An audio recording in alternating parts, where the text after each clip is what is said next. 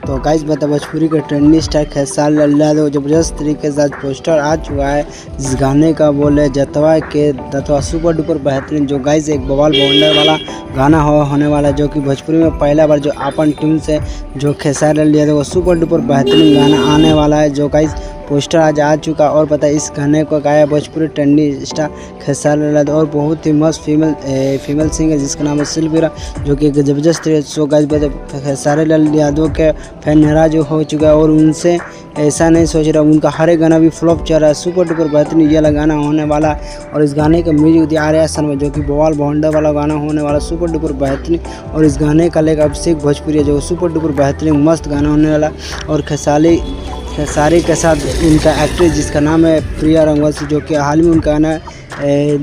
जो कि दिलवा ले जा रूमाल सुपर डुपर बेहतरीन जबरदस्त तरीके से गाना होने वाला है। जो खाइस बता दें आप लोग का गाना इंतजार करें, एक भवंडर एक बवाल एक होने वाला है और बहुत ही जबरदस्त तरीके से खेसारी लाल यादव का अम कमिंग फिल्म जो कि अग्निपरीक्षा शूटिंग कंप्लीट हो चुका है और एक भवंडर सा होने वाला है। सो गाइस आपको वीडियो अच्छा लगा चैनल सब्सक्राइब कर दीजिए और बता खेसारी लाल यादव का एक और जबरदस्त तरीके से गाना आने वाला है। सो वीडियो चैनल को सब्सक्राइब कर दे। सो गाइस यहीं से ब्लॉग बंद कर